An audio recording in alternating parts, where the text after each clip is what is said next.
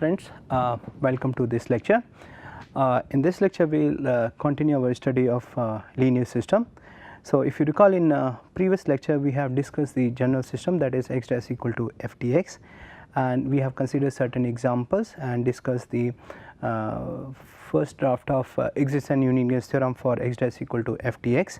Now, we want to discuss the existence and uniqueness theorem for linear system, and for that we need to define the notation of distance function, or you can say that if we have a system like x dash equal to f dx and x t naught equal to x naught, the only difference here that x represent a vector now, that it is an n cross 1 vector.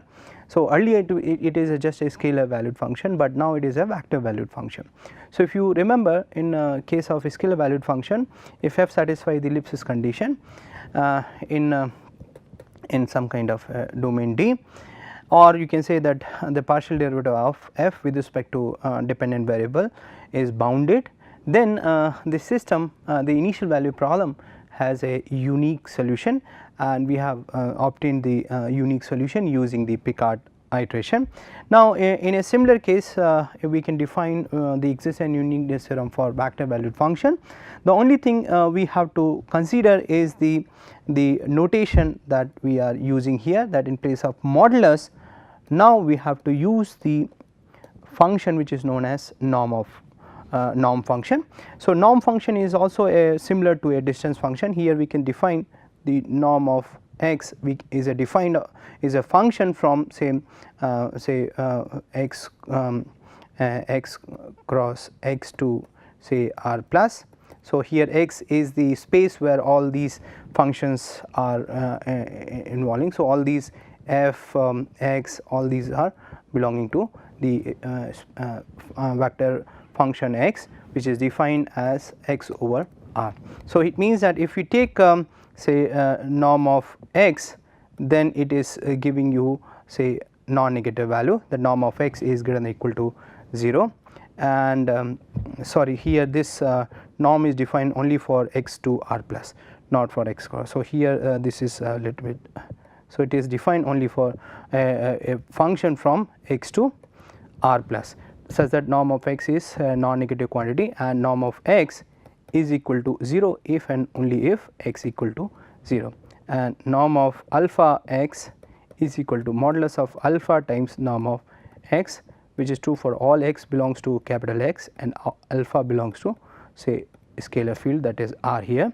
And so, this is one property, this is another property. This third property is that norm of x plus y is less than or equal to norm of x plus norm of y. This property is commonly known as triangle inequality, and if a function satisfy these three property, then function is denoted as norm function. So, here it is just a simple generalization of this absolute function here. So, now to define existence and uniqueness theorem, we need to consider some function which can be treated as a norm function on the space of functions from which we are taking the functions x.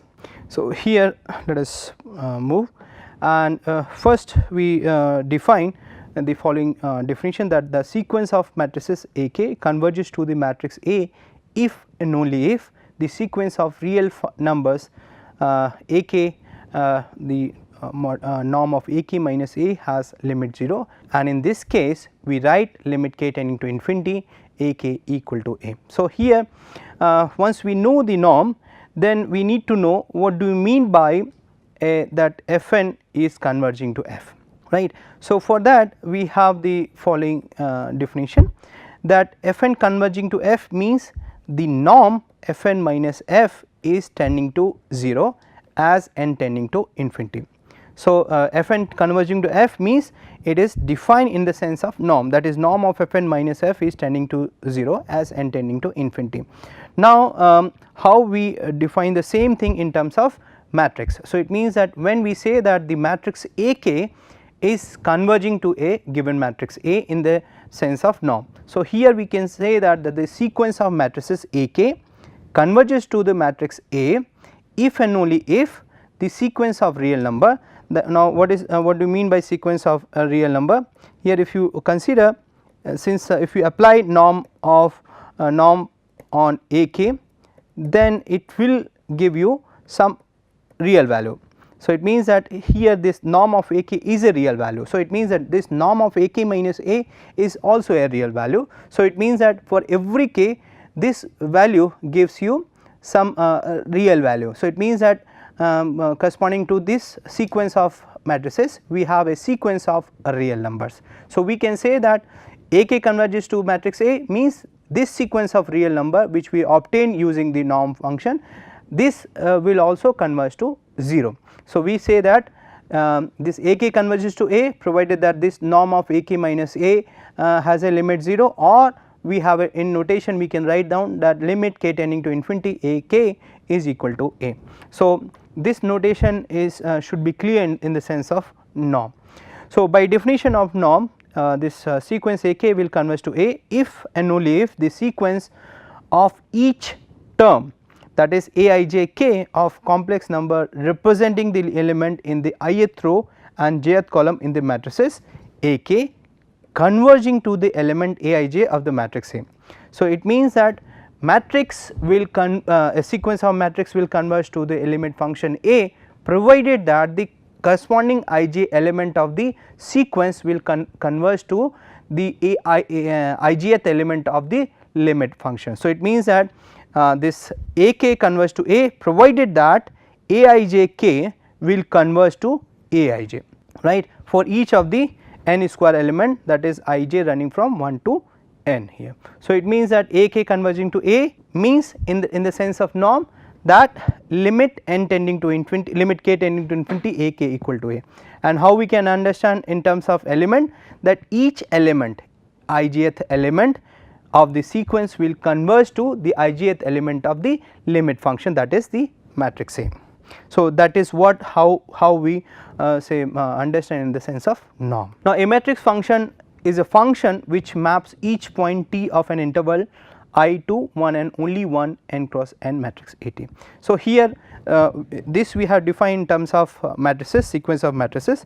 Now if we have sequence of matrices function, it means that now we are talking about these kind of sequences AKT. So here for each t, this AKT will give you a scalar value. So this AKT is considered to be a sequence of matrix valued function. So a matrix function is a function which maps each point t of an interval to one and only one n cross matrix AT. Now we call a matrix function AT to be continuous, differentiable or integrable depending on the its ijth element, that is Aij t are continuous, differentiable or integrable. So a matrix is said to be continuous, differentiable or integrable provided that each of its term, that is Aij, must be continuous, differentiable or integrable. So it means that AT has a property, means its component has the same property.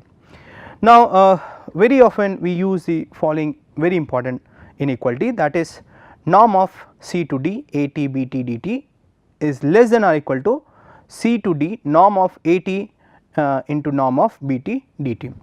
Here D is some value which is bigger than C, assuming that AT and BT are continuous function, or we can say that in simple sense that for which these integrals are defined. So if we assume that AT BT are continuous function, then these integrals are defined and we can talk about these inequality. So this inequality 10 is quite important, and this can be proved once we know a particular norm, but this inequality is true in any of the norm here. So most common type of norms which we are going to use in this particular course are given as norm 1 and norm 2, and norm 1 of A is defined as summation I comma j from 1 to n modulus of Aij, and this is known as one norm, and 2 norm is defined as this norm of A with 2 norm is given as under root of I comma j from 1 to n modulus of aij is square. So, this is known as L1 norm, this is known as L2 norm, or most of the time it is known as Euclidean norm. And here we are using one important property that in finite dimension spaces all the norms are equivalent. So, it means that depending on the requirement we can use any of the norms, and the property which we prove using these any of these kind of norms are say independent of the norm we have used. So, it means that as all norms are equivalent, so we drop the subscript and denote the norm of the matrix A by norm of A only, and we can easily check that the matrix norm satisfies the following basic properties. I am not proving in this particular course, but you can check that these inequalities are true. So, norm of A plus B is less than or equal to norm of A plus norm of B. Second, norm of AB is less than or equal to norm of A into norm of B, and norm of AB is less than or equal to norm of A dot norm of B. And please remember that since we are asking to prove these three properties, so I am assuming that AB is capital A and capital B are square matrix, and small b is a n cross 1 size vector, and norm of B is given as summation I equal to 1 to n modulus of Bi. So, this is the norm of B is nothing but absolute sum of its component basically. So, we are using this. So, this I am giving you as a homework too. Now, come to again the same question, that is existence and uniqueness for linear systems. So, consider the linear system, that is y dash equal to a t y plus f of t. Now, here I just want to give you one thing, that here for this entire course most of the time I use x as a dependent variable and t as a independent variable, and we write x t as say function depending on t, and some again we can use this notation also. In place of x t I may write y t as the same meaning, that is y is a dependent function depending on the variable t. So, try to understand in a context that this here y dash equal to a t y plus f t means y is a dependent variable and independent variable is t.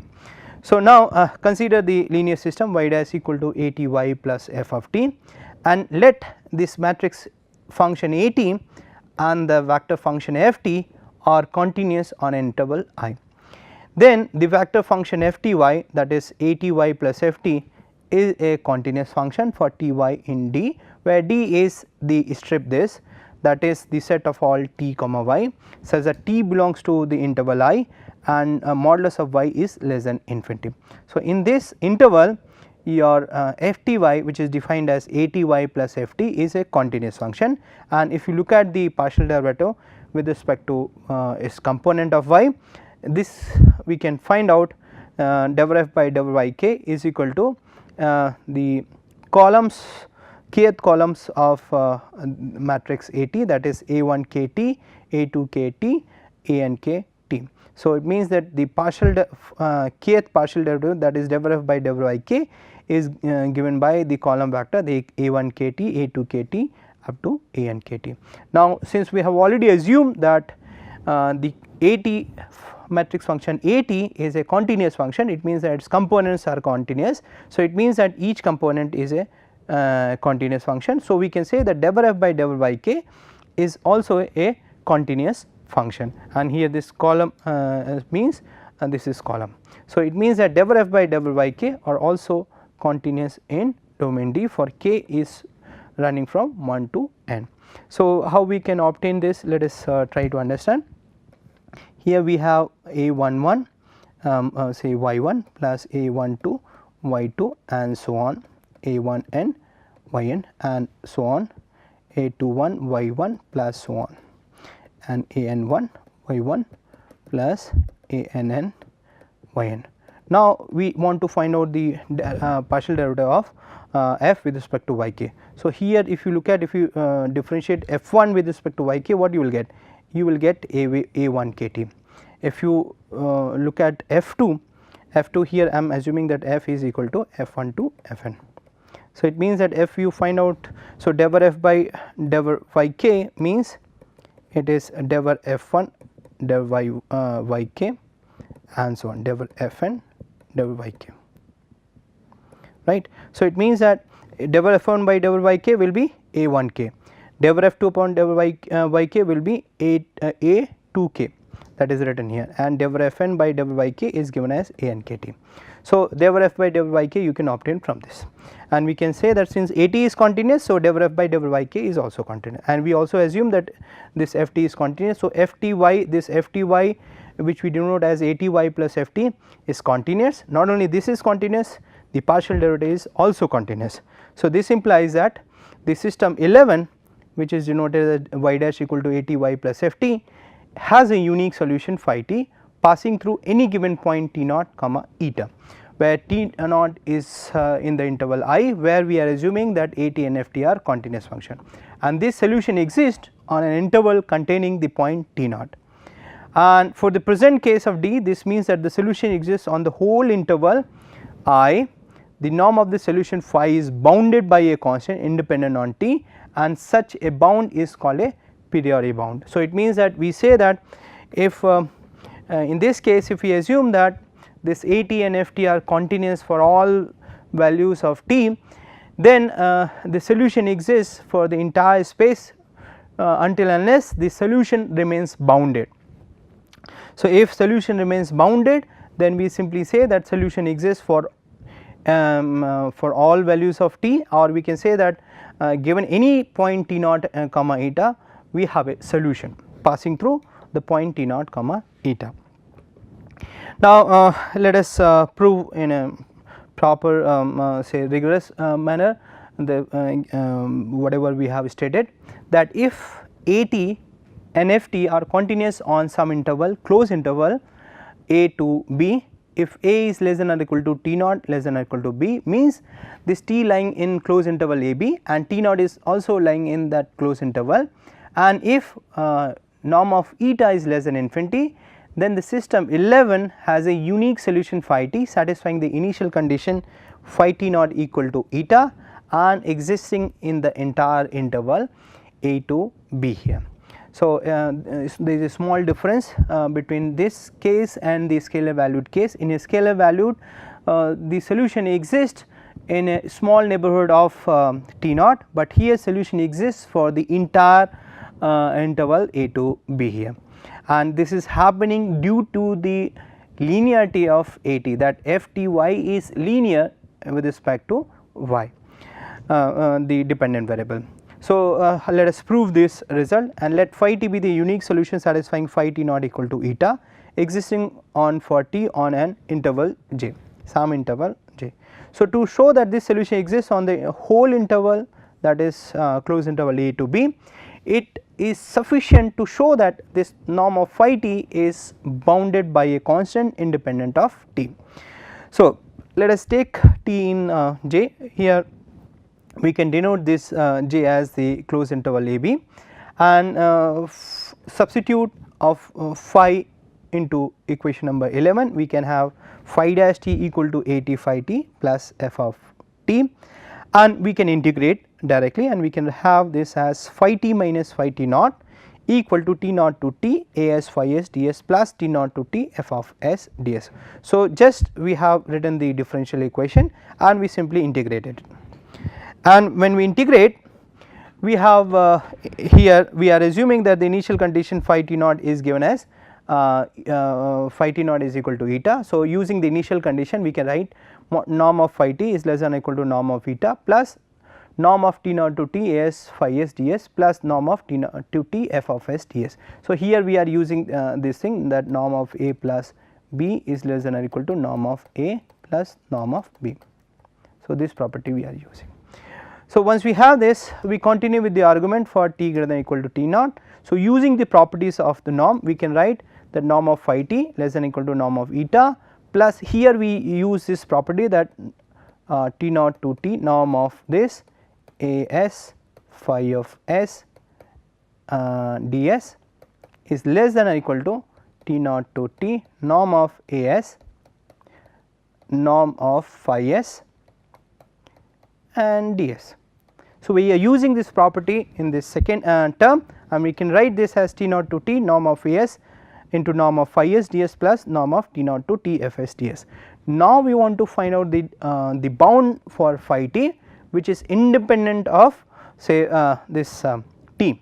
So, here we can write we just evaluate this term and this term. So, norm of eta is a finite quantity because it is a fixed number. Now, we have to look at the integral T naught to T f s ds. So, this I can write this as you can since f is a continuous function on the closed interval a to b, then maximum will exist and we can take out that maximum part out. So, maximum t from a to b f t. Now, in integral we have T naught to T ds, which I am writing as t minus T naught, and since t is greater than or equal to T naught, so I can write it here.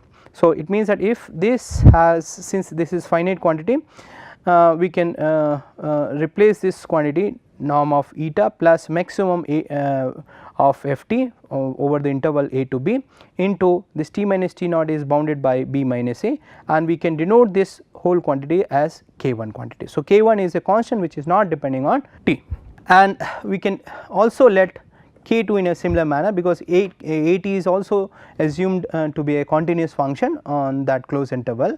So, continuous function defined on closed interval will assume its maximum value. So, using assuming k2 as that maximum value of a t, we can simplify T naught to T norm of a s into norm of phi s ds as maximum t from a to b a t. This we can take it out and T naught to T phi of s ds. So, this value is replaced by k2 and we can write k2 times T naught to T phi s ds.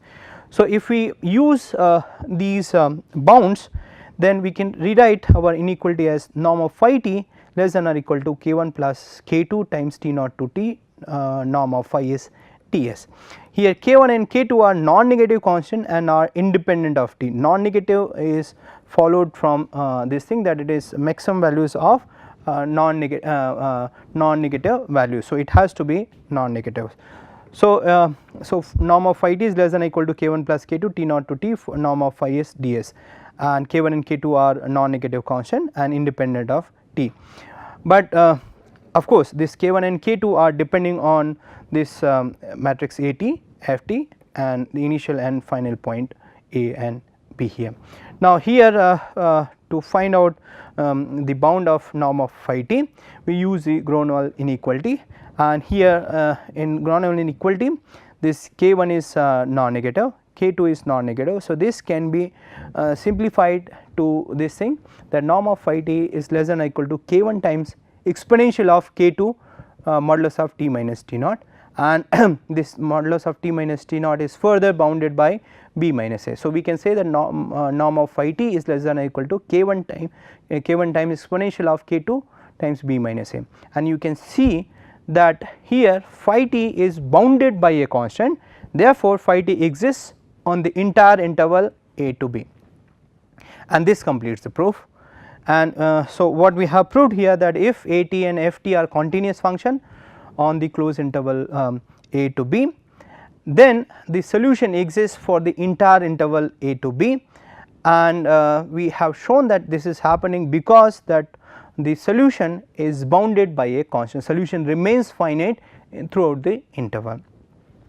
So, now we can we also note that if a t and f t are continuous on minus infinity to infinity, the above argument whatever we have presented apply to every finite subinterval, whether it is open, whether it is open and closed, all this thing we can assume. The only thing we may not get is that your solution may not remain bounded as t tending to plus minus infinity. So, it means that solution will exist for the entire interval, but we do not have the guarantee that phi t need not remain bounded. So, it means the same remark applies if a t and f t are continuous on open interval a to b, but not necessarily on closed interval a to b.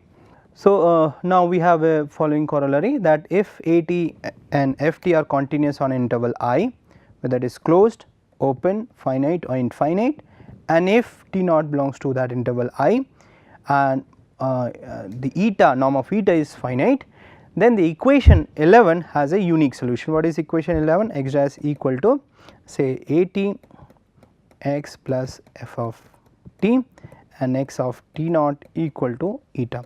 So, solution this equation number 11 has a unique solution satisfying the initial condition, that is phi t naught equal to eta and existing on the interval I. So, this is the corollary of the previous result here. Now, moving on, now if we have at independent of t, so that is at is a constant function, then we call the corresponding system as autonomous system.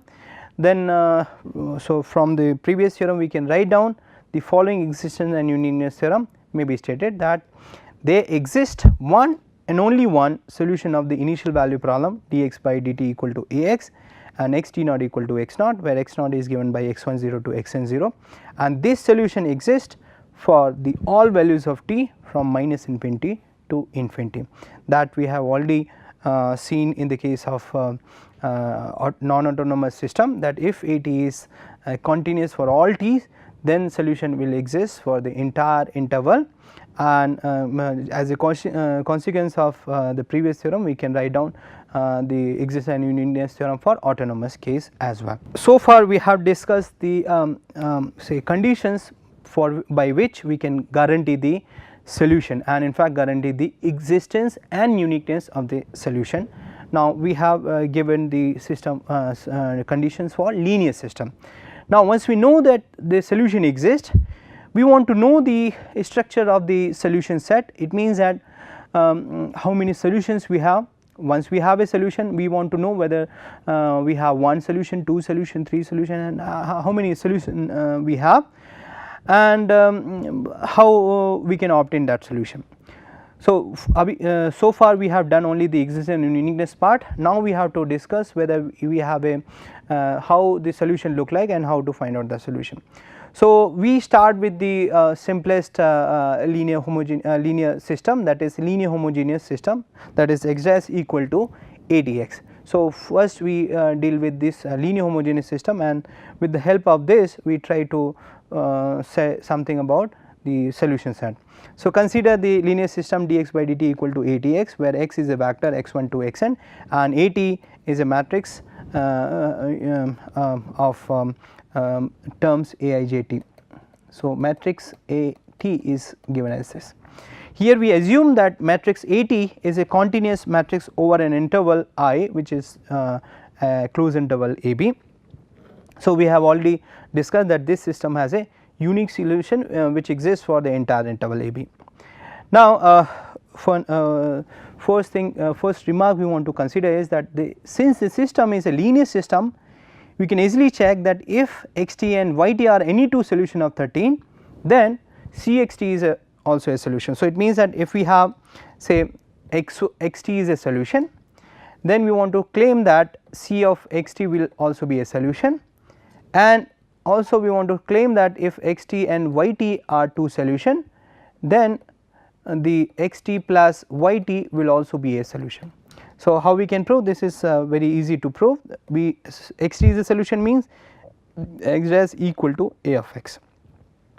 Now, we want to claim that Cx is also a solution. So, we can write down we want to show that Cx will also satisfy the same differential equation. So, you find out so derivative of this. So, Cx, so this is Cx dash, so this is x dash is a of x and it is linear, so I can write it x. So, here we can say that the Cx will also satisfy the same homogeneous system, homogeneous linear differential equation number 13.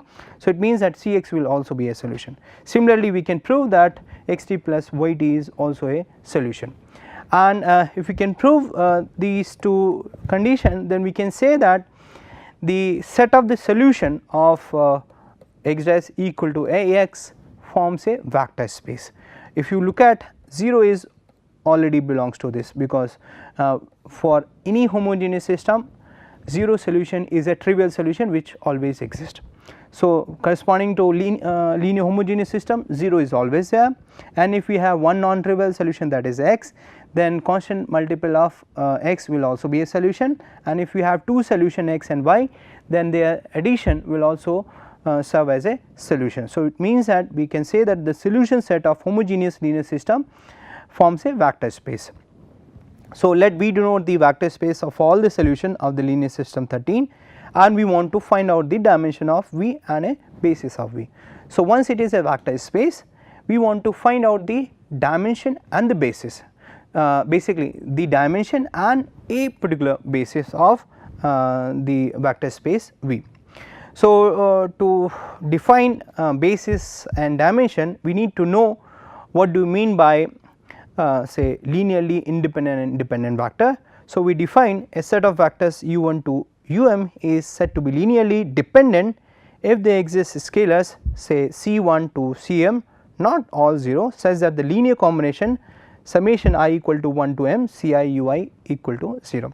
So, in this case when we have linear combination is equal to 0 with some of the constants are non-zero, then we call vectors u1 to um are linearly dependent, and if this linear combination is 0 implies that all the constants are 0, we call ui's are linearly independent vectors. So, it means that a set of vectors u1 to um is linearly independent if it is not linearly dependent. It means that if we form a say linear combination of ai ui equal to 0, then the only condition we must get is that ai equal to 0 for each I equal to 1, 2 and m.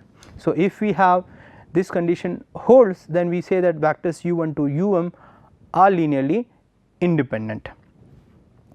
Now, in next theorem we want to show that if the matrix AT is continuous on interval I, then on the interval I the solution of the system x dash equal to ATX forms a vector space of dimension n. So far we have proved that it is a forms a vector space. What we want to prove is that the dimension is n. So, to show that the dimension of vector space is n, we have to construct a basis. A basis is basically what is the set of linearly independent vectors which span the entire vector space. Now, our claim is that the vector space is of dimension n, means we have to find out n linearly independent vectors which spans the entire vector space. So, it means that for vector space consisting of n linearly independent vectors of in V, I of n linearly independent solution of 14 on interval I. So, here we want to find out that corresponding to this homogeneous system we have n linearly independent solution. It means that phi 1 to phi n's are n linearly independent solution of this linear homogeneous system. So, this is the our required thing. So, let T naught be any point in interval I, and let E1 to En be any n linearly independent points in equivalent space Rn, En basically. Here I am denoting is as. So, by existence and uniqueness theorem, the system 14 has n solution called Z1 to Zn, each of which exists on the entire interval I, and each solution satisfies the initial condition that Zi Zj T naught equal to Ej. So, what we are actually doing, we first find out say n linearly independent vectors in Rn, that Euclidean space Rn, then corresponding to these n linearly independent n linearly independent vectors, you consider this initial value problem, that is x dash equal to ATX with x of T naught equal to Ej. So, for each j we have a solution, because that solution is guaranteed from the theorem of existence and uniqueness theorem, that for each j we have a solution, call that solution as Zj. So, that solution we call this as Zj. So, for j from 1 to n we have n solution, that is Z1 to Zn are solution of the initial value problem which satisfy the following condition, that Zj T naught equal to Ej for j from 1 to n.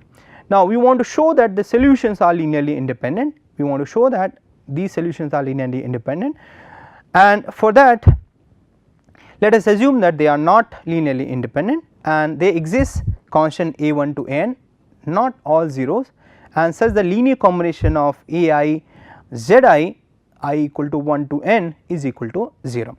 So, and when you write it a1 z1 t plus a2 z2 t a n z n t equal to 0 for all t belongs to E. Now this is important, right. So it means that this is true for all t and a1 to an's are not all 0. So in particular if it is true for all t, it is true for t equal to t naught also. When you put t equal to t naught in equation number 16, what you will get, a1 j1 t naught plus a2 j2 t naught up to an zn t naught. Now we already know z1 t naught is E1, z2 t naught equal to E2 and so on. So a1 E1 plus a2 E2 plus an En equal to 0, and we know that since E1 to Ens are linearly independent vectors of Euclidean space, then this forces us to take a i's equal to 0 for all I equal to 1 to n. So it means that we have assumed in beginning that ai's are not all 0, but here we get that ai has to be 0 because E1 to Ens are n-linearly independent vectors in Euclidean space. So it means that here we have a contradiction. It means that the assumption which we have assumed earlier, that is z1 to zn are not linearly independent, is not correct, and hence we can say that z1 to zn are linearly independent solution.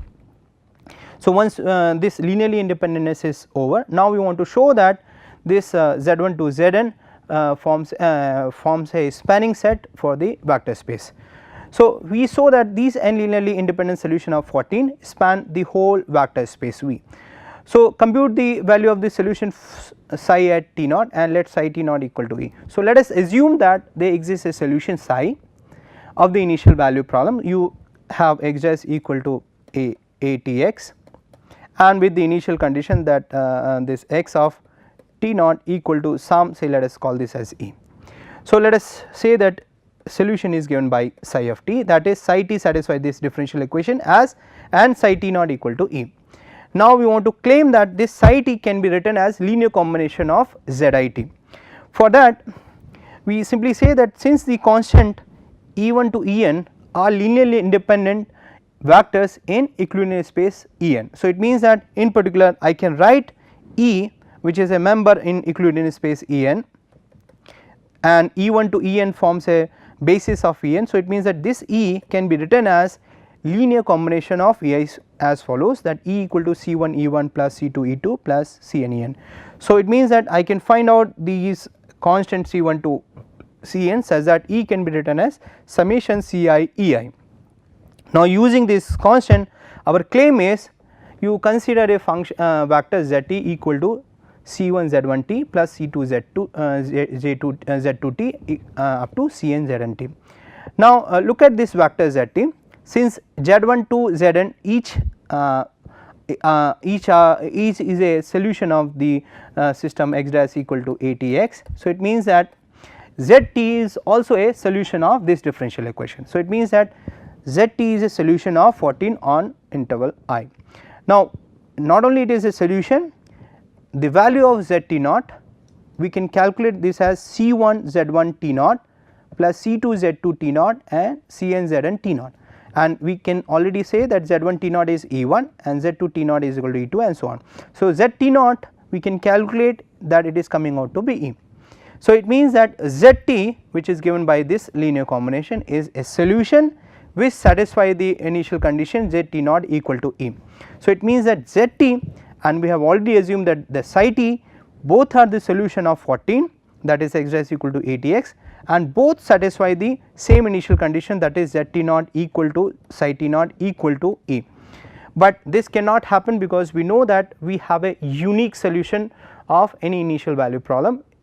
So it means that by existing an uniqueness part, Z2 has to be ideally equal to psi of t. So if Zt is ideally equal to psi t, then I can replace this Zt here by psi t. It means that psi t can be written as linear combination of Zit as C1 Z1t plus C2 Z2t plus Cn Znt. So it means that any solution of x dash equal to atx can be written as linear combination of these Zit. So it means that these Zit are n linearly independent vectors and also forms a spanning set for the solution set of x dash equal to atx, and hence we can say that the solution set of x dash equal to atx, which we denote as V, contains 0 vectors forms a vector space and its dimension is given as n. So, it means that the solution space is a vector space of dimension n, that is the we have discussed here. So, with this theorem what we have proved here that the solution set of homogeneous linear system of differential equation forms a vector space and the dimension is n. So, this we have done by constructing a basis of n element which is linearly independent and forms a vector forms a spanning set. Now, here I just assume that you can find out these n linearly independent eigenvectors with the properties. Now, we really want to know how to find out these n linearly independent solution of x dash equal to ATX. So, once we know that n linearly independent n linearly independent solutions of this, then any solution of this can be written in terms of that. So, I stop here our discussion and will continue the study of the system of linear homogeneous equation in next class, and in next class we try to find out the solution of linear homogeneous system in a particular. So far we have done the that there exists a solution and the solution set will form a vector space, but we have not say given a method how to find out a given solution which satisfies the given initial condition. So, that will continue in next lecture. So, here we stop. Thank you very much for listening us. Thank you.